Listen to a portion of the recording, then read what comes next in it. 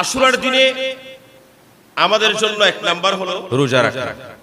এটা কোনো ফরজ নয়। ভাত যদি আমি না খাই আমার শরীর হৃষ্টপুষ্ট হবে না, আমি শরীরে শক্তি পাবো না, আমি ইবাদত করতে পারবো না। আমি আমার জীবনটাকে কাজে লাগানোর জন্য ভাত এটা আমার জন্য জরুরি হয়ে গেছে, নইলে ভাত এটা কোনো ফরজ না।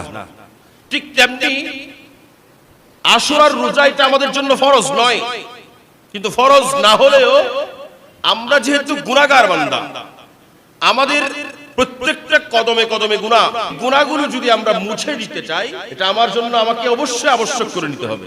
হযরত সাইয়্যিদনা আবু কাতাদা রাদিয়াল্লাহু তাআলা বয়ান করতে লাগলেন, আন্না রাজুলান সালান নবী সাল্লাল্লাহু আলাইহি ওয়াসাল্লাম আন সিয়ামি আশুরা।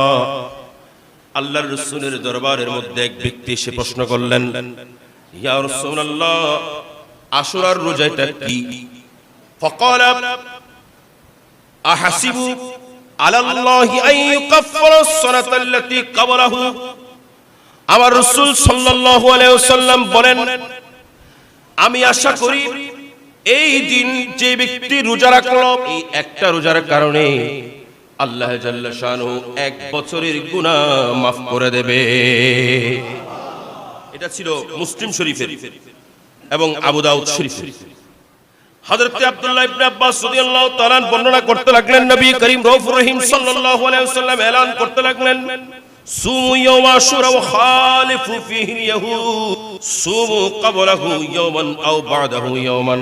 তোমরা আশুরার দিন রোজা রাখো, ইহুদিরা সারা আশুরার দিনে রোজা রাখে, তোমরা আশুরার দিনের আগের দিন অর্থাৎ 9 তারিখ রোজা রাখো, আর তোমরা যদি সেটা না পারো তাহলে তোমরা 11 তারিখ রোজা রাখো। অর্থাৎ তোমরা আশুরার দিনের আগে অথবা পরে একটা রোজা রেখে ইহুদিদের বিরোধিতা করো। এখন আমরা ইহুদিরা সারা যা করে আমরা তা করি। কথা বলেন, আমরা কি বিরোধিতা করি? না, আমরা বরং তারা যা করে আমরা তা করি। তারা যেভাবে করে রাখি বাঁধে আমরা যেভাবে রাখি বাঁধি, তারা যেমন বিবাহের মধ্যে নাচ গান করে আমরাও বিবাহের মধ্যে নাচ গান করি। তাইলে আমরা কি ইহুদিদের খেলাফ করলাম নাকি তাদের মতো করলাম? কথা বলেন, আমরা মুসলিম, আমরাই মডেল, আমাদের থেকে তারা শিখবে। আমরা মুসলমান থেকে ইহুদি খ্রিস্টান শিখবে, যে আমরা তাদের থেকে শিখবো কেন? কথা বলেন না। আল্লাহ পাক আমাদেরকে বুঝার তৌফিক দান করুক।